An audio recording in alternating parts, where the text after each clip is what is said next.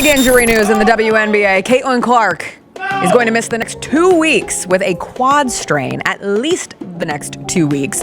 And if it were to be exactly 2 weeks, that would be 4 games that she is going to miss at minimum. And I have to say that I did notice in the Liberty game, Caitlin Clark's shots were all very short. So it was showing that she wasn't like getting off and she was having a difficult time making those threes, and a lot of explosiveness from those 3-point shots does come from your legs. This is actually an injury that was separate from the quad tightness issue, as Caitlin Clark described it earlier in the preseason, that she dealt with before.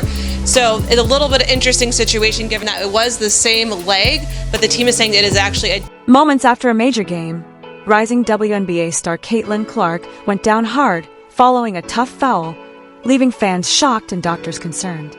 Initially labeled a quad injury with a 2-week recovery, whispers behind the scenes suggest it could be more serious. Insiders claim some medical professionals are urging the league to investigate the officiating that led to the incident. Many believe this wasn't just bad luck, but the result of repeated rough play and ignored warning signs. Some are now questioning whether the league did enough to protect one of its brightest stars. What we're now learning, from ignored symptoms to intense rumors and growing fan outrage, could signal a major reckoning for the WNBA. It all happened so fast, but the impact shook the sports world. Caitlin Clark was knocked down hard on what should have been a routine drive to the basket. Her knee twisted awkwardly as she hit the ground, and the arena fell silent before frustration set in. Replays confirmed fans' fears. A late, high-impact foul with little attempt to play the ball. Clark stayed down as trainers rushed in, and it was clear something was wrong. The whistle came late, raising further questions about the officiating. Though she's been hit before, this one felt different. Hours later, it was confirmed she'd miss at least 2 weeks with a left quad injury, possibly longer, pending evaluation. Fans erupted online, not just over the injury, but over months of warning signs that seemingly went unaddressed. Was this just bad luck, or had Caitlin Clark been playing through an existing injury? According to those close to the situation, not just online speculation, there are growing rumors that her condition may be more serious than the WNBA is letting on. Medical staff reportedly expressed concern that Clark had already sustained significant quad damage before the most recent impact, and continuing to play might have risked her entire season, or even her career. What's more shocking is that some medical professionals are said to have quietly urged the WNBA to investigate the officiating in her games, particularly the repeated physical contact she's endured without consistent foul calls. That's a serious concern worth thinking about.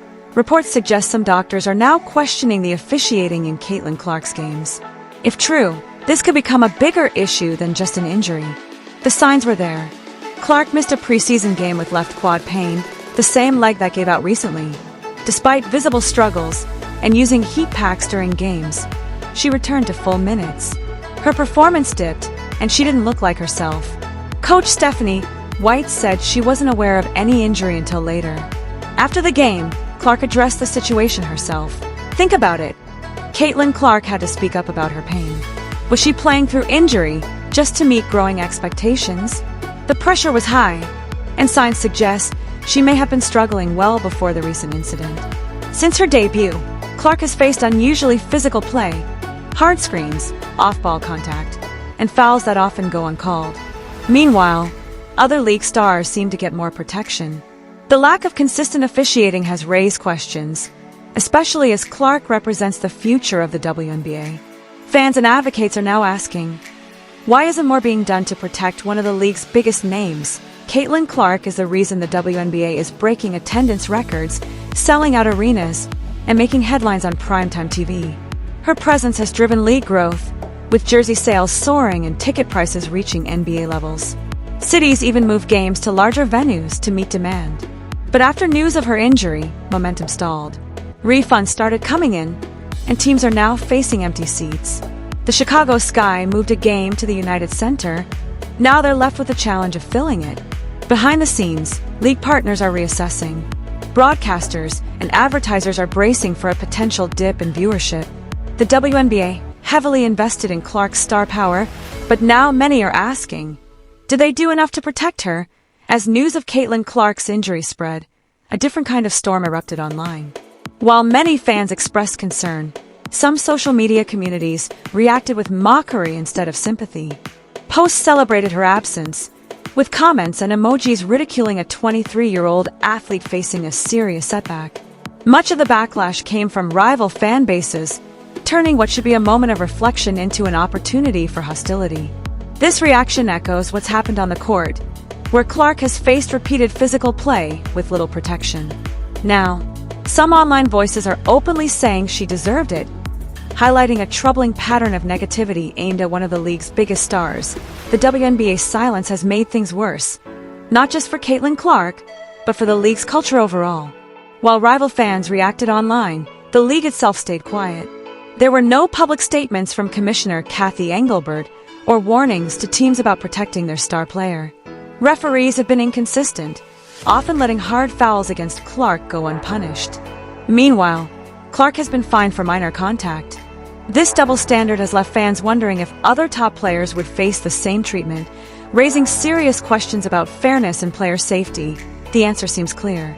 Coach Stephanie White admitted she wasn't aware of Clark's condition, noting athletes often hide pain to keep playing. When you're seen as a target, showing weakness isn't an option. Despite multiple chances to intervene, preseason injuries, hard hits, and uncalled fouls, the league ignored the warnings until Clark's body gave out. Now, the Indiana Fever face a tough stretch without their star. With Clark on the court, the team's offensive rating is 107.5, but it plummets to 82.2 when she's out. She's not just a scorer. She creates opportunities and spaces the floor, helping teammates thrive.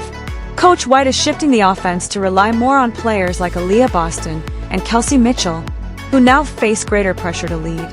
Role players and veterans must step up quickly. There's no hiding behind Clark anymore, or the season could end early. The Fever's schedule doesn't make things easier, facing tough rivals like Chicago, Connecticut, and Washington. This is more than a skills test, it's a test of identity. But Indiana isn't the only team affected. Clark's injury revealed a bigger issue in the WNBA. The league heavily relies on one superstar to hold everything together. Clark drives ratings, sold-out arenas, merchandise sales, and national attention.